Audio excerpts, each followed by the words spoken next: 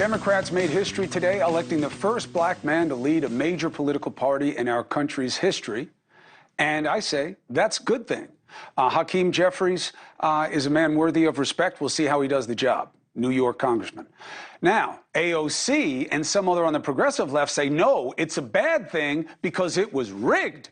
We have the perfect guest to give us the state of play in Congress, former DNC chair Tom Perez. It's good to see you, Tom. I will spare you the judgment of Bill O'Reilly, who would definitely say that the Democrats are evil, period. But to the criticism that this was not debated on, it wasn't really a vote, is that a fair criticism of the process that gave you your new Democrat leaders?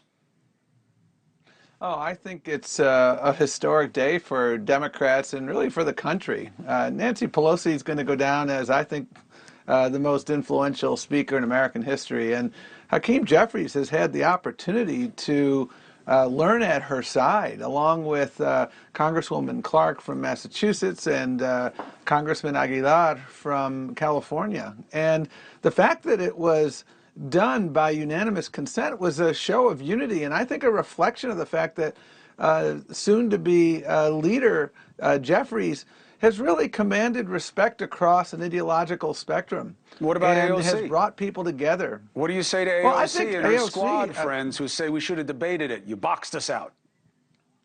Well, I would respectfully disagree. I think that there's so much support, such a reservoir of support for soon-to-be leader Jeffries in the House. I have a lot of friends I still talk to, and he's a remarkable listener. He embodies the values of the party. He's incredibly strategic, and he learned under the master. And I think you're going to see a Democratic caucus that is going to be very, very united. We have our differences of opinion. That's great, though. And we come together, and the speaker was able to keep the caucus together by making sure she was a really good listener. And I think the soon-to-be leader Jeffries is going to do the same thing. So I'm excited. I know Shirley Chisholm is smiling in her grave today because he held her seat. And I think this is such a remarkably historic development. And I also want to, again, applaud Congresswoman Clark from Massachusetts and Congressman Aguilar. This is a team that reflects America, that reflects who we are. And I think it is a remarkable moment in time. And I applaud Speaker Pelosi for what she did and how she did it. I'm thrilled, and I think you're going to see a great caucus moving forward. Question. I like firsts. You were a first Latino, right, as the DNC chair. Hakeem Jeffries, I do like that we have leaders that reflect the palette of America. That's good. It's inclusive. That's our greatest strength, our diversity.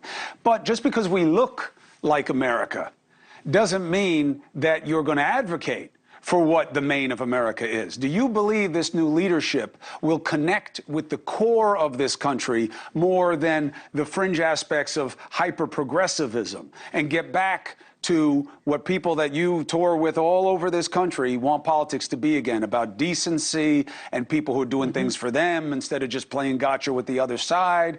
Why do you believe these people are more capable of that? Right. Because I've seen them firsthand, front row. I've had a privilege of working with them, not only when I was at the DNC, but when I was labor secretary, when I was head of the Civil Rights Division.